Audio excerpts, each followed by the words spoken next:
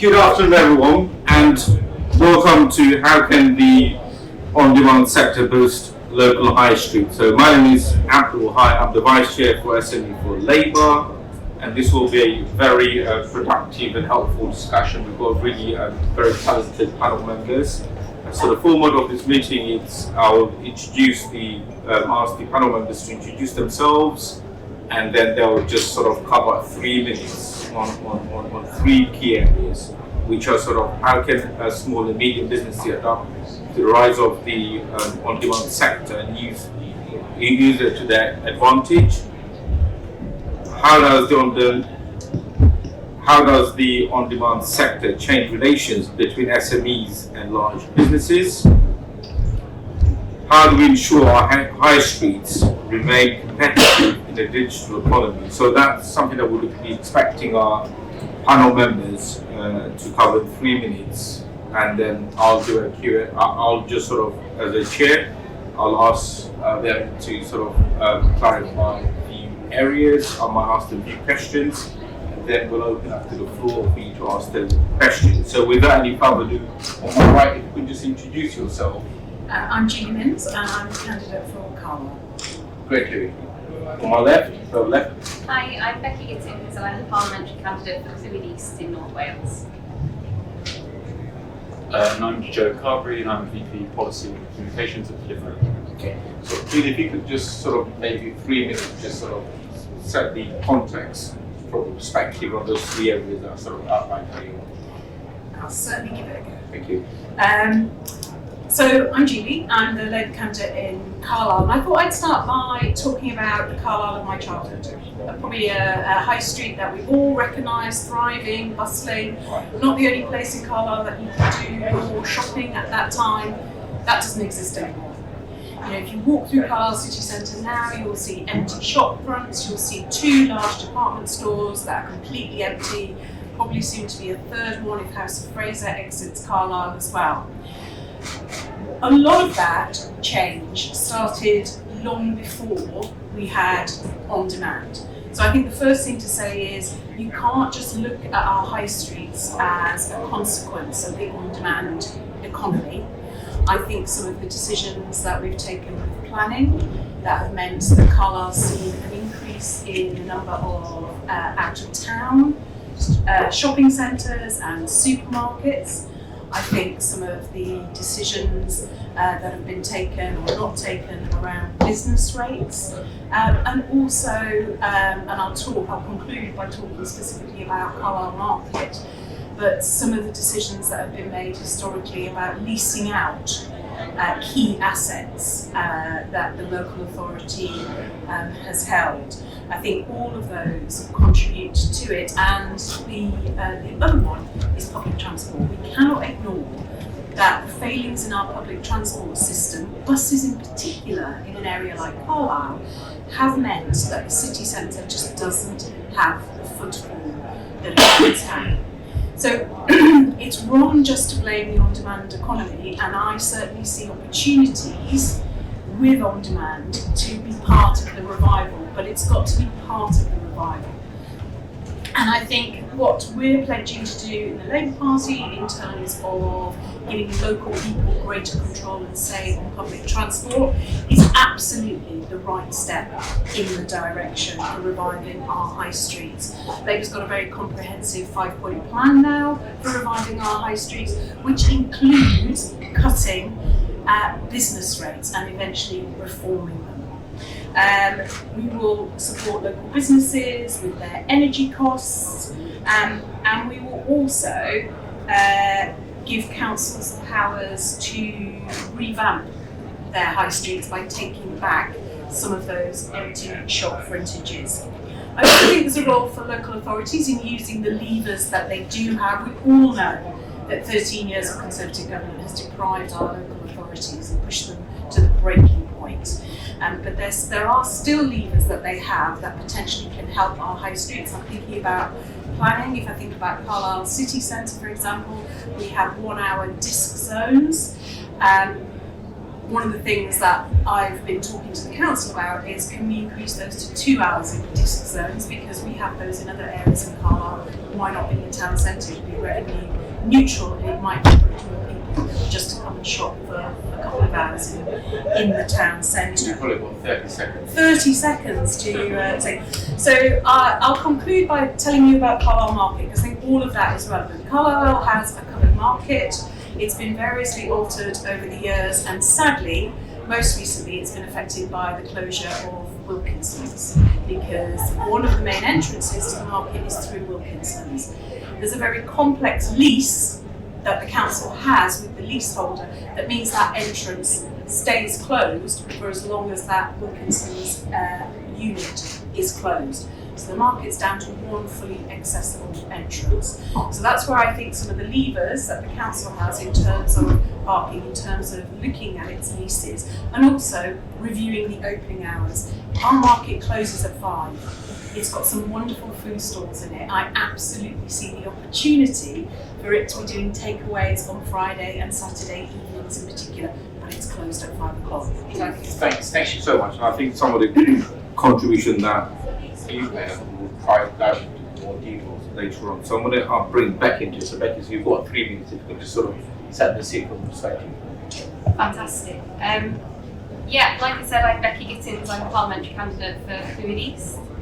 Within my constituency in North Wales, I have 5 big towns really, very large seats, so it runs from Prestatyn to Llangollen with Holywell, Mold and Ruthin in there as well. There is huge diversity in our high streets, and some that you would assess are doing sort of better than others in terms of preservation of community assets and sort of the retail offers that they have there. But I see huge opportunity, especially in the discussion that we're having today. I've also served as a councillor in England, in a city, and I've seen the impact of the on-demand sector there and the opportunities that that's given. I've seen the difference of the Labour approach, which is to work with SMEs and local people and unions in some instances as well, to make sure that we've got really good businesses that are served and looked after, sort of filling up the local economy, making sure that sort of local businesses are allowed to thrive and they're encouraged to thrive, and that they really serve the needs of the community as well. I think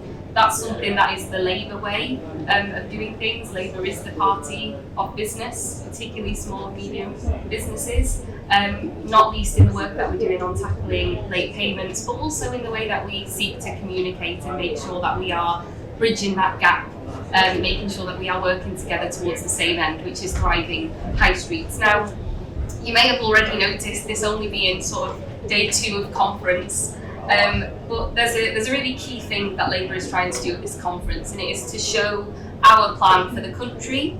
And the best way that we do that is around economic credibility. One of the biggest things that we will need to tackle in government, which I very much hope we become next year, is the cost of living crisis and economic management. The ability and the possibility of the British public understanding and believing that we're going to do what we say we're going to do rests in economic credibility. That is the gateway to voters believe in our plans. Now, we are all a very small sector of society here. We're political people. We're interested in party conferences. We come and we spend our weekends here. But for the country, they're not massively looking at GDP. They might not be looking at inflation, probably not looking too hard at interest rates, though they're probably still already feeling the pinch. The thing that they're looking at as an assessment of sort of economic credibility and how well the country is being run is our high streets. So this is an incredibly timely discussion that we're having. I think it's really good that Labour is having that discussion with sort of people within the on-demand sector, with Deliveroo in this instance, because it's looking at how we work with the economies and indeed the local economies in the future.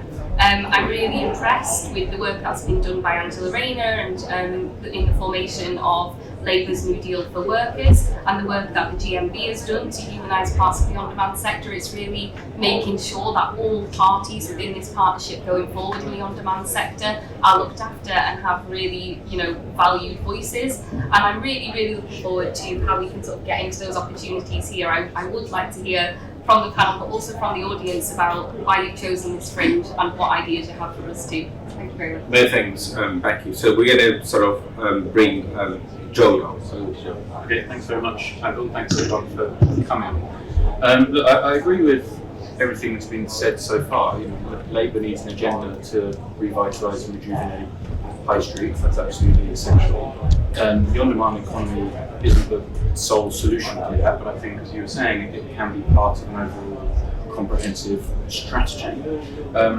I think, at Deliveroo we see ourselves as the extension of the high street. We work with 60,000 restaurants across the country, but actually we are a neighbourhood business, because every time you open your app and you look at the selection, that reflects the strength of your high street.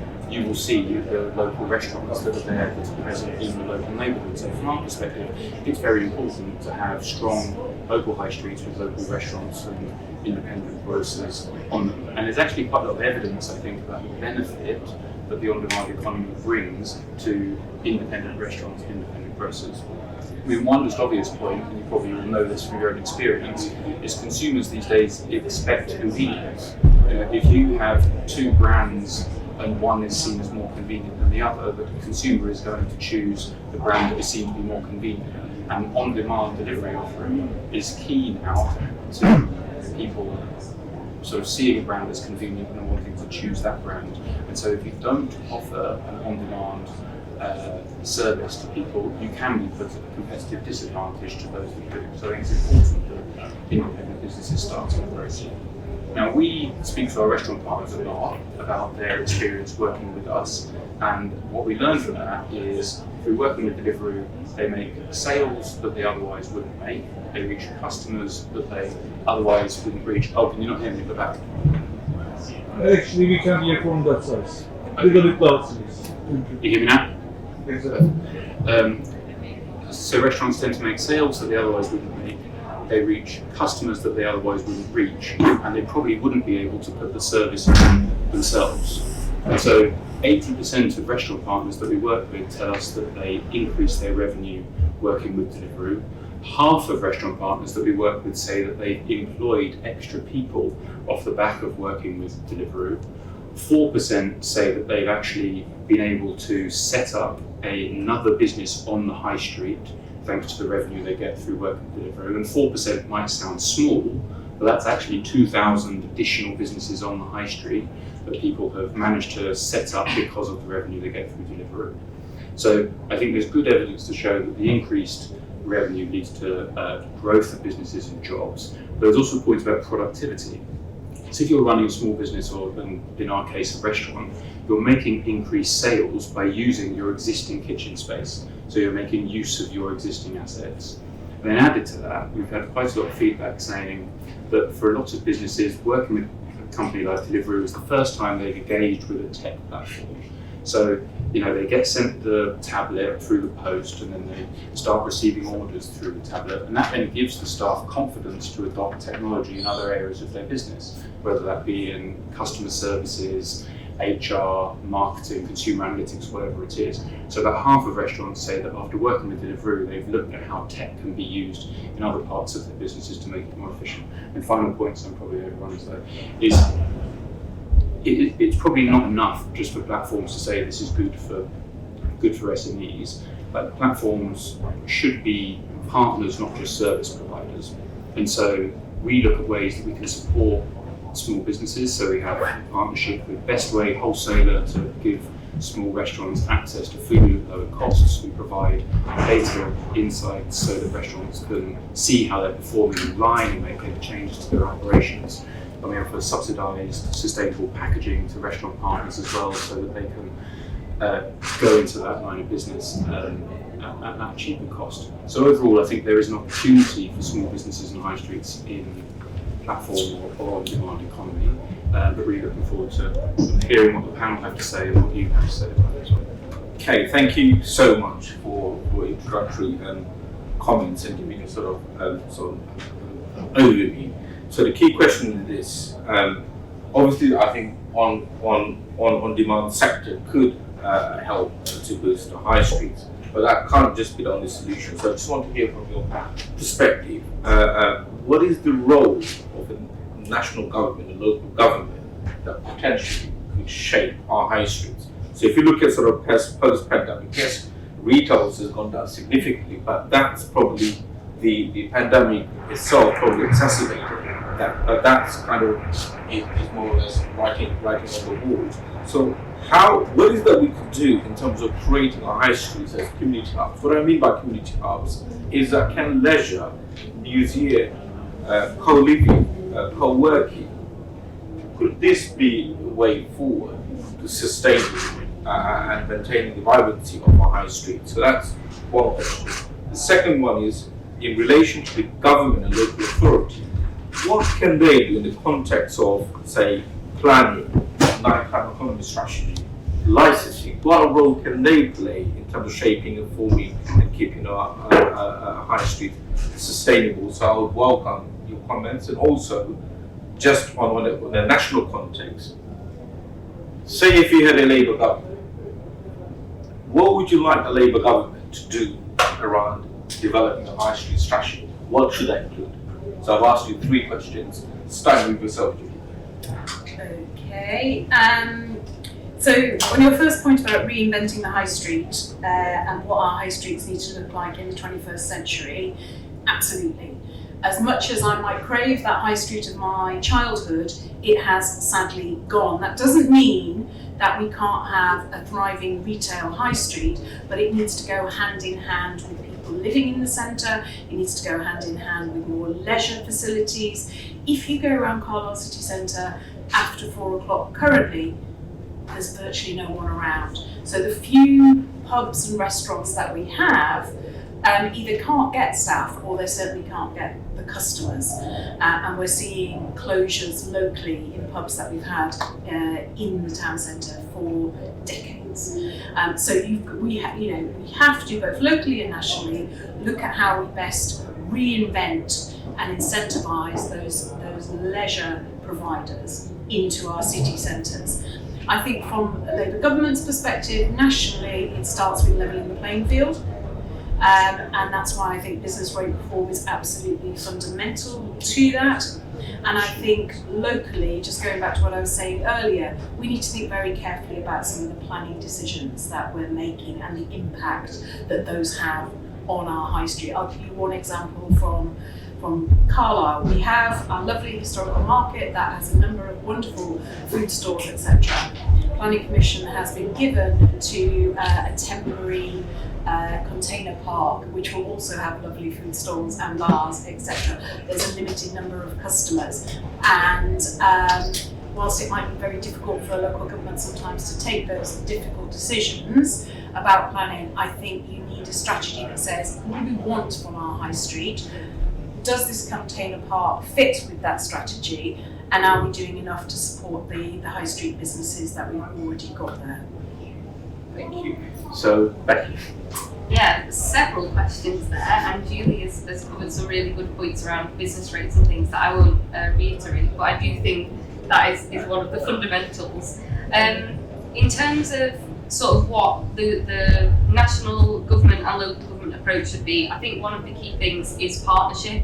We can get into the logistics as much as we like, but some of the most effective ideas around what we do to our high streets, it comes from speaking to the people who run our high streets, who have businesses on our high streets, and who use our high streets, and sometimes people who don't use our high streets because they can't use our high streets. I've had a lot of experience of this as a local councillor myself, both on sort of the licensing committee, but also as a local councillor that works with a business forum that looks at our cafes and our restaurants, and has had 3 banks close on the high street in the last sort of 2.5 years. There is a lot of change happening, and we need to be having those conversations openly. I think as far as supporting people, it's about opening up those difficult conversations. We're not always going to immediately have the answer, but we need to be open to asking those questions of the people whose interests it's in, to have those around the table. I think just on a really specific licensing point, if we are going to have this high street, and I think the high street that you described is fantastically one of the big things, that the on-demand sector gives us is the ability to understand consumer behaviour better and to understand the changes that are coming to our high street and what those patterns are. It allows us to understand that some of our high streets might not need to be one of two high street patterns that I see really regularly, which is a really strong retail high street that is dead from 5 p.m, or a high street that is really quiet in the day because it has a big nighttime economy. I see that in Clwyd East. There's a lot of tourism in different areas, and that's a real issue for the area. I think if we are going to have those high streets, we need to look at sort of legislating for excellence. We need to be able to give local businesses the assurance that they will be trading on our high streets for a long time. So it is worth getting their pitch right. It's worth making sure that their businesses are accessible to everyone. So if I were to have my absolute wish, what I would like to see for a Labour government, the key word for me, well, there's two. The key word I've already used is partnership, but the key word going forward is accessibility. If we can give assurances to businesses that make it less precarious to set up on our high streets, they know they're a long-term prospect, they know they're not going to be needing to be chopping and change of use, they're not going to be opening and closing, they know that they're going to be a long-term community asset that we all care about, and they do have that safety net with us in government. In my view, we should be looking at accessibility in the broadest sense. It's about, when we're talking about co-working spaces, is there a space there for community banking? I love what Joe was saying about businesses being able to touch into digital in a way that they hadn't, but who does that exclude in our community, and how do we use the long-term planning to overcome that? That's important for me. But the other area of accessibility is towards disabled people, making sure that our high streets are fully equipped for everyone to use them. I would love to broaden out that discussion and make sure that when we are looking at who uses our high streets, we're also looking at who doesn't use them because they can't, where it's in everyone's interest to include those people and make sure that they can use our high streets as much as everyone else. Joe, I don't know if you want to sort of pick up on anything else. Yeah, so probably when we start. I suppose one just additional point is, I think quite often in the debate about the on-demand economy and high streets is the way it's presented is that somehow the online and offline businesses are in conflict with each other. And actually I think they're complementary, because the sort of the businesses' online operations, the revenue they get from that is put back into their high street business. And quite often, we see this from restaurants, when they're on an aggregator or an app like Deliveroo, it actually increases the number of people that go and dine in at their restaurant because it serves as a marketing tool for them. And in many ways, what you see is you level the playing field between SMEs and larger businesses when they're on a platform like Deliveroo. So this morning, I had to do an emergency order of groceries. There were 40 businesses were recommended to me, and 40 restaurants and grocery places. Had a quick count. 10 of them were names I recognised as national chains. 30 of them were local SMEs based here in the local independents. And so I think it really does level the playing field and benefit the high street store. In terms of the role of national government, I agree with everything that has been said, and Labour's agenda around social behaviour, devolution, and transport business rates absolutely critical. One thing that I don't think we talk about enough is how we actually support SMEs to be more comfortable with going digital and in that transformation. The government had a policy called Help Grow Digital. So this gave small grants to SMEs for digital products that would make their businesses more efficient. Now, it was a very good idea. It was grants of about £10,000. So if the business wanted to get that grant to have QuickBooks to manage their accounts more efficiently, for example, they can go to the government and get it. It was badly funded. The eligibility criteria is very badly drafted. But I think looking at how we can have specific programs for SMEs to enable them to adopt new technologies to help them run their businesses and also make the transition to online as well as offline would be a very good idea. And then just to support what you were saying about partnership, I think the gig economy or on-demand economy has an impact locally on communities. You have issues around parking by groups of riders hanging out outside restaurants that can cause antisocial behaviour issues. There are issues around safe riding in the streets. But these should be dealt with between local authorities and businesses. And we've got some very good examples working with the GMB, where in Derby we've worked with the local council to talk about how they're going to refigure their parking. We've worked with TfL in London on a sort of charter for safer streets. So I think that your point on partnership is a really critical one, bringing businesses in to think about how the high street can be reconfigured around some of the practical impacts. So you support businesses, but you also make sure that the high street and local communities are still attractive to people. That's really important. Thank you so much. Just in terms of looking at the high street itself, I think Becky talked about that partnership, that's really, really important. Should that localised partnership, how should that look like? Should it be sort of all the different stakeholders, just like the council, the police, health services, so come together and develop a more localised strategy rather than sort of having one size fits all, because across the UK, high streets have different kind of connotation, different kind of offer. And should we be acting now? What I mean now is very soon, rather than just sort of from my own experience of travelling, I've seen some high streets, I'm afraid they've become ghost towns, lighted by antisocial behaviour, crime, and drug dealing becomes almost like a local area. So how far should we move with this?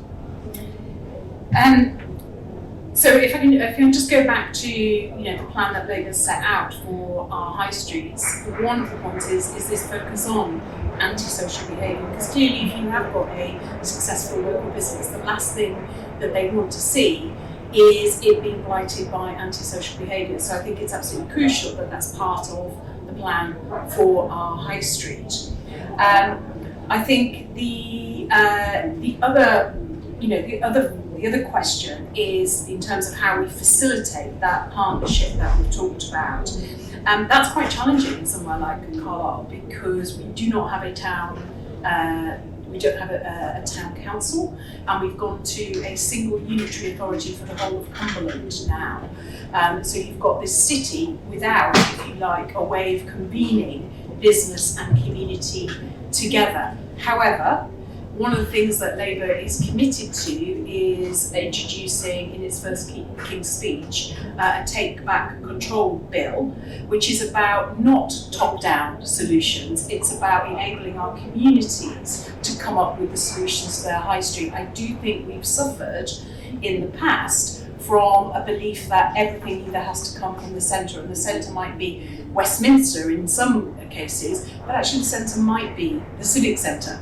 In Carlisle's case, I don't think we have, as politicians, the monopoly on good decision making as to what works in our town centres, and we've got to find a way of bringing together communities and working in partnership with businesses for the right solutions for our high streets.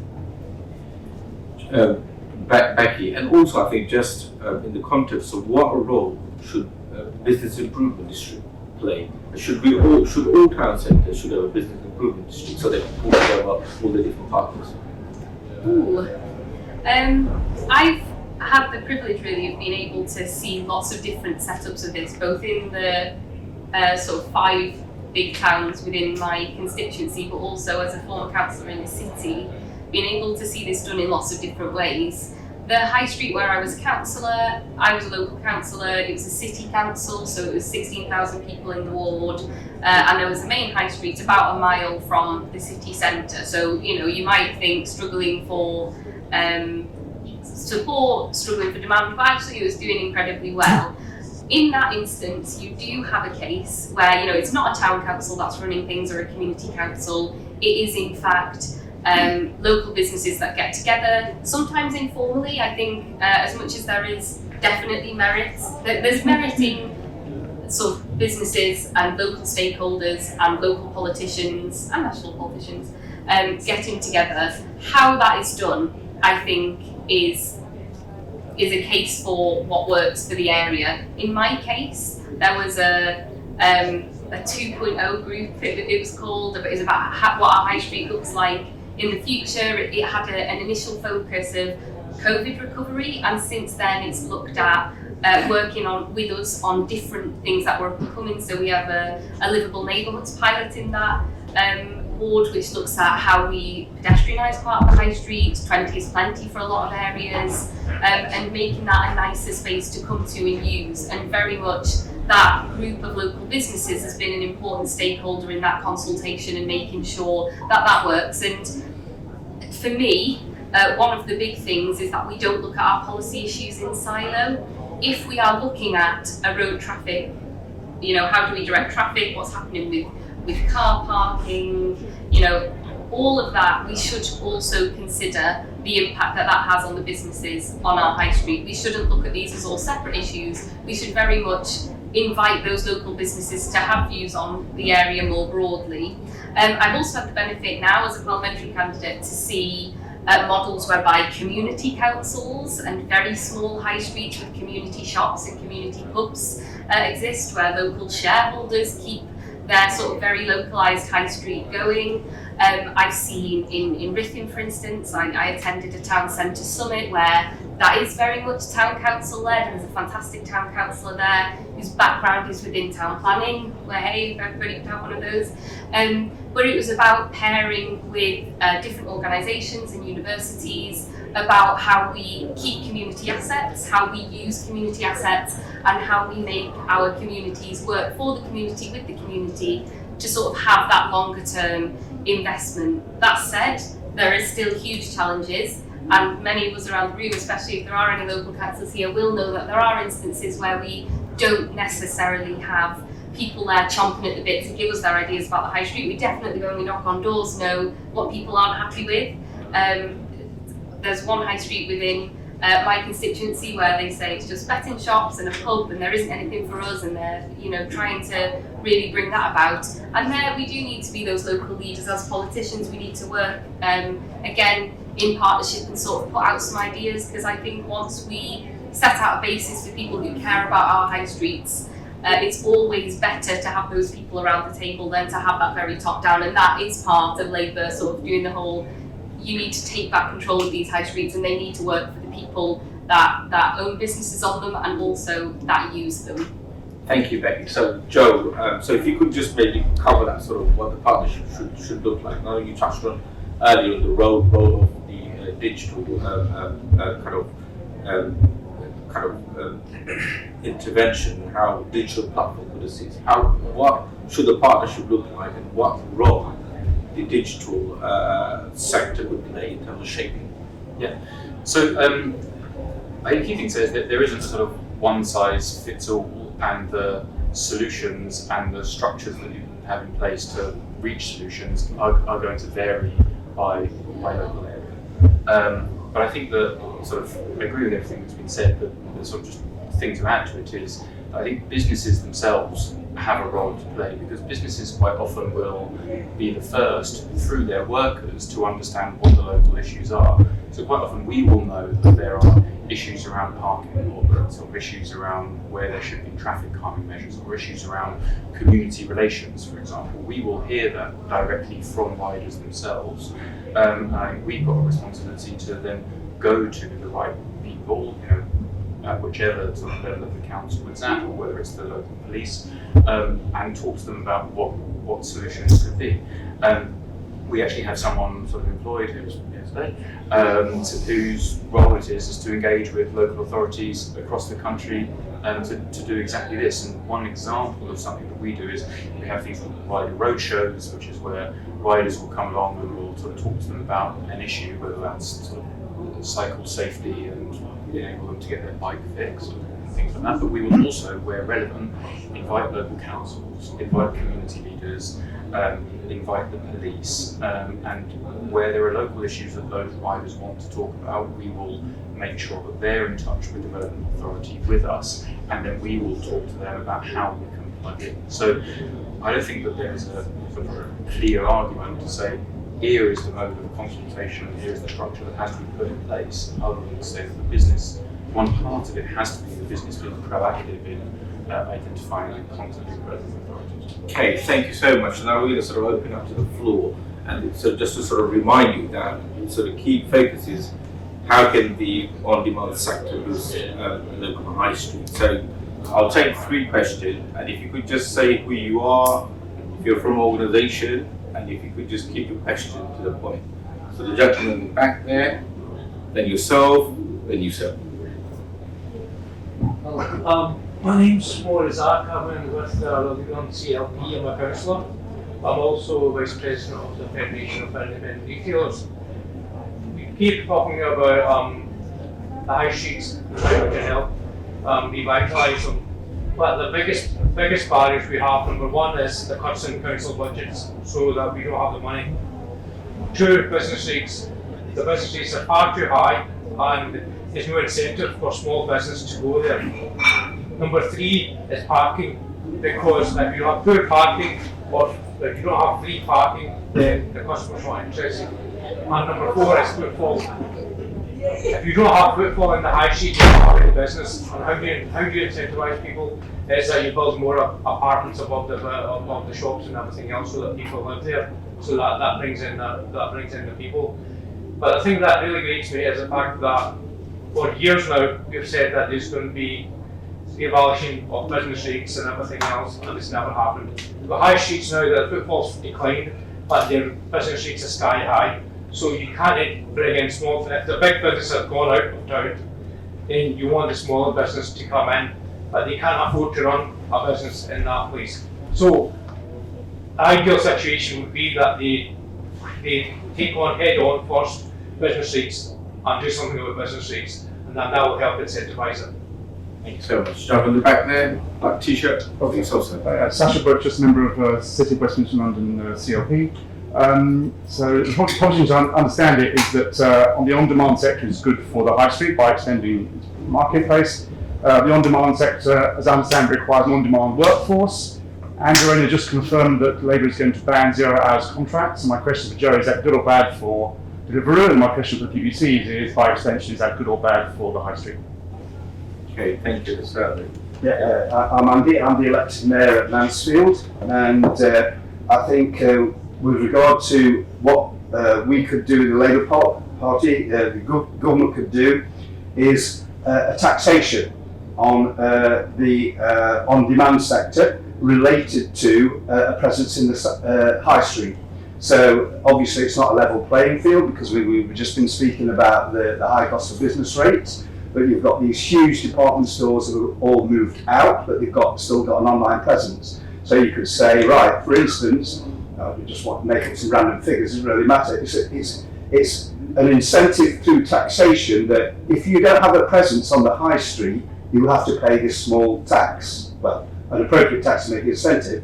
If you then do have a presence on the high street, then you don't have to pay that. So what you've actually got is online businesses helping to regenerate the town centre, but also they're promoting their own business as well, so that could work. I think also economic stimulus with regard to startups. So we've got lots of vacant shops in Mansfield, and so during the COVID period, you got lots of arts and crafts that kind of found that they had got a talent, but they needed help to make that step from just being at home doing it. And so in Mansfield we've let them trial it out for free in the main shopping centre, and a lot of them have realised that they can actually make it work. So if there was a very small economic stimulus to help the SME start up, that would help. And with regard to Deliveroo and things like that, there should be more emphasis on the green and carbon footprint and with regard to green credits and things like that, but also the health agenda. In Mansfield, we've got really bad obesity, real problems with health, and obviously as part of our planning supplementary, we're actually saying, well, we've got too many fast food restaurants, but it's what they're offering really is the issue. We don't want to kind of choke out innovation and having the offer there, but it's causing a health problem, because so a few things. Thank you so much. I think we'll get the panel members to answer those questions first, and then we'll come back to you. So I think we've got the council in the back talked about kind of business rates, parking, and then we've got stuff around sort of colleague from Westminster COP about the labour market, and then you talked about startup and sort of and sort of how we could use those platforms, and also looking at sort of maybe obesity and kind of almost like relates to planning and so on, about sort of making sure that they're not just the health impact. So if you could maybe pick on one of the questions, Yeah. we want to get more people. No, absolutely. Well, I'm going to let Joe go on 0 hours contract. Okay, fine. 0 hours aimed at him. I mean, I've already talked about business rates, and obviously Labour has a pledge to cut them and eventually reform them. But absolutely, and it's How not. should that be replaced? What that should look like? That has yet to come. And what I was going to Well, what's say your was take? it's not just about business rates, it's service charges as well. And service charges by absentee leaseholders who are 2 or 3 steps removed from the actual person who's got the actual unit itself. And we need to look at that. You know, I go back to Carlisle Market. All of the leaseholders in the market have been hit with a balancing service charge of over £500. Now, one of those people, the other week when I was in there, had sold £16 worth of goods from her stall that week. There is no way she's going to be able to survive this. So it's not just about business rates, it's about service charges and leasehold reform as well. The other thing I was going to mention about trialling things, like absolutely, and I think again Labour's committed to giving more powers to local authorities to take over vacant shops so that we can trial some of those approaches. But it's not just local councils that are taking this approach. In Carlisle, we've now got 2 galleries, if you like, who have created spaces for local craftspeople, because we did see that flourishing during COVID, and they rent a small space in each of these galleries where they can sell their products, but also as part of their rent they get access to running workshops for people to come in. So it's that whole experiential thing that people are looking for now. It's not just about buying something, it's about the experience that goes with it as well. So I think there's a lot we can learn, but as we've already touched on, that partnership and sharing good practice has to be part of an incoming Labour government. Thank you, Becky. So I think the majority has already been covered by Julie there. I think essentially in answer to the first question, 13 years of the Conservatives in Westminster seem to be your issue, and I'm hoping that's something we can resolve really pretty swiftly, and I feel very, very passionately about. Just to comment on Sasha's question, the ban on 0 hours contracts I think is the right ambition for the Labour Party to have, and I would definitely urge you, if you haven't already, to look at Labour's New Deal for Workers. I think if we have got a situation whereby the on-demand sector has good, unionised, sustainable jobs, that is better for us all. It's very cyclical. It means that standards are driven across. It means that there is likely to be more partnership between SMEs on our high street rather than the direct competition. It's really positive. There's less undercutting, there's less exploitation of different workers, and I'm not saying that is the case in any or all of the on-demand sector. I'm sort of looking at it as employers as a whole, but it really, in the genuine sense of this term, it does level us all up. But it does that not by demonising the businesses that want to have a sustainable business model. It's about how local government and the government nationally can support businesses to know that they have the long-term sustainability to make those decisions about who they employ, how they employ them, and what their business model is. And I think that is really positive. And again, I would really like to say the GMB is leading the way on doing that in the sort of on-demand sector and the gig economy areas. And I think that is, for the economies of the future, incredibly positive. For too long, I think we have talked about this as only a negative thing, it's only competition, and I think that is lazy thinking. We've got to look at the way the economy is going and the way that consumer behaviour is changing, and that is what we've got to work towards improving. We need to get ahead of that curve, and I think that is where Labour's plan is really positive. And then just on Andy's points, there was a lot there to unpack. Andy, you're incredibly busy, isn't there? There's a lot going on. Around the tax point, definitely not something that myself or Julie can commit to on panels. Labour will have obviously more policy on these things. However, I think it's really important, the framing of these discussions that we don't look at our high streets and decisions around them as a zero-sum game. In a way, I think we sometimes need to rip up the board as we're looking at it and see how else it falls, to understand where we're going in future and what that might look like. And that might not look like very small tweaks on what we already have. That might look very different to what we already have. Some high streets are already sort of seeing that impact. So, you know, the high streets that have got very heavy nighttime economies or tourist sort of economies, the high streets that are more sort of introducing sort of more co-working spaces and different things like that, community banking hubs, etc. So I do think we need to look at that more broadly. I really agree on the work that's to be done in supporting startups. I think that's going to be really key to what Labour does to support high streets. But again, through fear of sounding like a parrot, it's got to be how we give the assurance that those businesses will thrive long term. So it's the startup, but it's also the sustainability, because as we know what the Conservatives have done, there's been no extra investments, you'll know, through local authorities, there's been no support there. They'll lift a change of use, but really that's not what the businesses need, and it's certainly not what the local communities need when they want that level of assurance that their high street is serving them.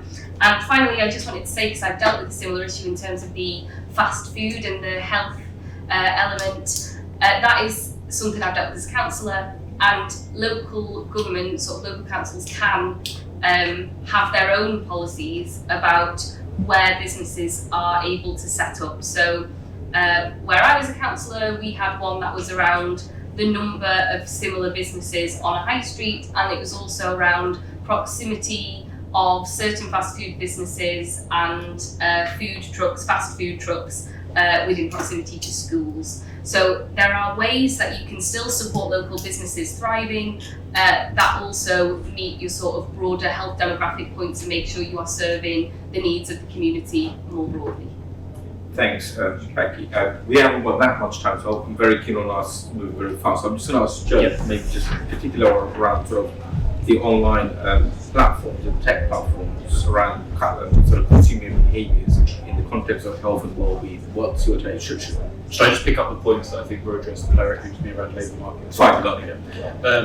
So on that point, so Deliveroo doesn't use 0-hour contracts. We work with self-employed riders. I don't think that the status of Deliveroo riders as self-employed isn't under question in the way that it has been potentially for other people in the gig economy. I think the difference between a truly self-employed model is that you have two-way flexibility, and Angela Rain has talked about this, is that you have genuine flexibility on behalf of the worker to choose when they work, how long they work for, what work they do, where they work.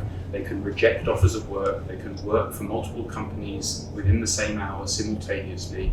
That is genuine two-way flexibility, and that's what Deliveroo offers. Now that's very, very different to a one-sided flexibility model like a 0-hour contract that can't really be compared to the type of work that we offer. We support the New Deal for Working People. Deliveroo was the first platform to voluntarily enter into a collective bargaining agreement with the GMB. So every single rider that works with us is currently covered by a collective bargaining agreement. We will negotiate what minimum rates of pay will be with the GMB annually. We've already extended some of the benefits that we offer riders thanks to that partnership. So we've increased the number of vocational courses we offer free to riders. Conscious of time, but very happy to speak to you about that in more detail. We're pressed for time. So there has to be minimum standards across the gig economy, and I think that union involvement with self-employed workers is something that there need to be more of. Very briefly, just on health and well-being. On health and well-being, I mean, Deliveroo is a reflection of the high street. So if you just have, fried chicken shops, curry houses, and fish and chip shops, and you don't, as we do out of town, and it is unhealthy, that is what you will largely see on Deliveroo as they want to do. So I think that it sort of does need to start with the high street having a more diverse selection, and if the answer is councils using some of the powers that they have to encourage a different type of restaurant to start up, or to be a bit more muscular in where they want certain fast food outlets to be, then that may well be the solution. Our approach is to offer choice, so as many restaurants as possible, and so people can choose for themselves where they want to eat, but also information.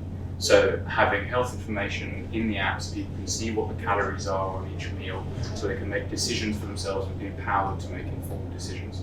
That's our approach to it. If I could just pick up one point on tax. Very quickly. But there is a big difference between a company like Deliveroo where